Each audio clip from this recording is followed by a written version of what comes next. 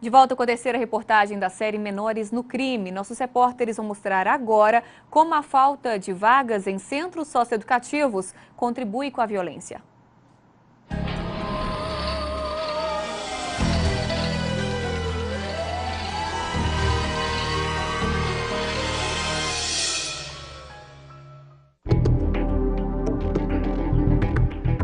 Este é o Centro Socioeducativo de Divinópolis, local onde menores infratores cumprem medidas de restrição de liberdade. Em Minas Gerais, segundo a SUASE, Subsecretaria de Atendimento às Medidas Socioeducativas, em todo o estado existem 24 centros socioeducativos e 10 casas de semi-liberdade, uma estrutura deficiária para atender os adolescentes que vivem no mundo do crime. Pelo menos é o que diz este promotor da Vare da Infância e Juventude. Nós precisamos de mais centros socioeducativos e que eles funcionem bem. Os funcionários ali têm que ser capacitados, têm que ter as garantias suficientes para tratar com a parcela importantíssima, que são adolescentes, portanto têm prioridade absoluta, e são também infratores, às vezes perigosos, e que precisam sair dali melhor do que entraram, e não pior. Na maior cidade do Centro-Oeste, o Centro Socioeducativo opera com uma lotação de pouco mais de 70 adolescentes.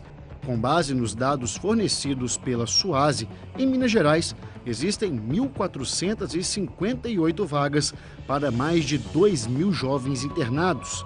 Assim como entre os adultos, o sistema é superlotado. Se nós pudéssemos aplicar a lei do jeito que ela está, e aqui em Divinópolis fazemos o possível para isso, e graças a Deus temos uma razoável infraestrutura e conseguimos fazer as apreensões, etc., já seria muito bom. Mas o problema é que não há esse investimento, não há infraestrutura para aplicar o estatuto do jeito que ele é. Se, de acordo com o promotor, fazer cumprir o Estatuto da Criança e do Adolescente em Divinópolis não é uma tarefa fácil, imaginem aqui em Nova Serrana, onde não existe nenhum centro socioeducativo. A falta de um centro socioeducativo importa imediata correlação na questão da segurança, da sensação de impunidade, e da própria ressocialização do menor. Uma vez que esse menor comete um ato infracional e é apreendido, porém não se tem aonde, para qual instituição encaminhá-lo, esse menor ou é entregue novamente para os pais ou responsáveis legais, ou simplesmente ele fica aguardando vaga por até 5 dias nas celas de triagem da delegacia para, se encontrar vaga, ser encaminhado para a instituição. Mas como ocorre na grande maioria das vezes, não há a disponibilização dessa vaga e esse menor é liberado.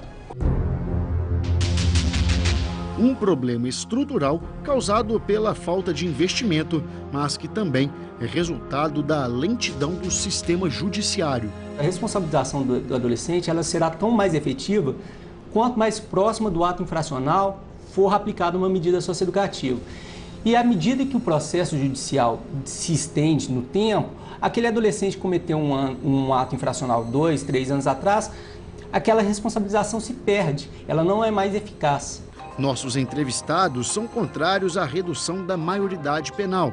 Para eles, a solução deveria ser outra. A gente tem uma pirâmide que começa com as medidas socioeducativas mais brandas, que são chamadas medidas em meio aberto, que são de responsabilidade do município.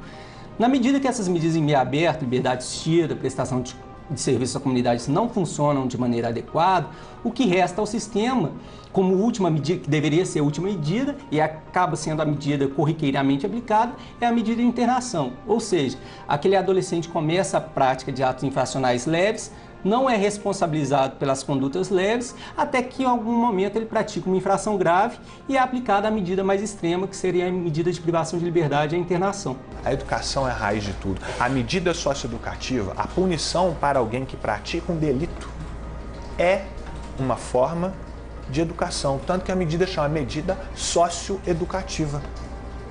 E isso não pode ser negado ao delinquente. É um direito daquele que comete um delito ser ressocializado. Sendo ele menor, esse direito é prioritário.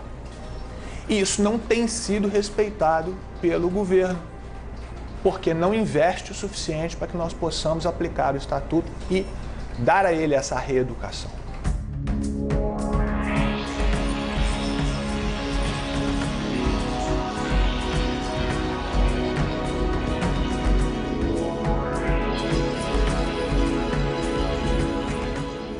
E é pensando na educação dos jovens que o projeto Fazendo Arte conseguiu distanciar crianças e adolescentes de uma realidade difícil. O projeto me ajudou porque ele me ensinou a arte de uma maneira que eu acho que eu não ia buscar isso se não fosse a proposta do projeto. Que talvez eu, por influência, quem sabe, apesar que eu tenho uma família que sempre me apoia muito, mas eu acho que eu não desvirtuaria pro lado errado, mas que o projeto me ajudou e me deu um estímulo muito grande. Falou assim, não, se você quer algo mais, vai atrás, que aqui a gente vai te ensinar isso e você tem capacidade disso e corre atrás. Eles vão aprendendo com o tempo. Na medida que vai adquirindo autoestima, eles vão desenvolvendo essa capacidade de ter um olhar diferente para o mundo. E talvez até de saber construir valores para que eles possam buscar caminhos diferentes, que não sejam esses caminhos aí, né, essas situações que as ruas e que as portas de muitas escolas oferecem.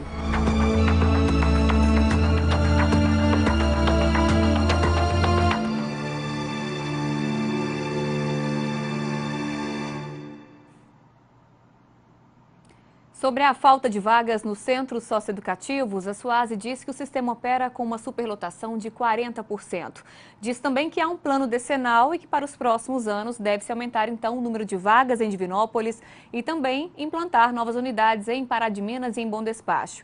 E amanhã tem mais. Você vai ver o sofrimento das famílias, das mães que precisam ser fortes e encarar essa realidade.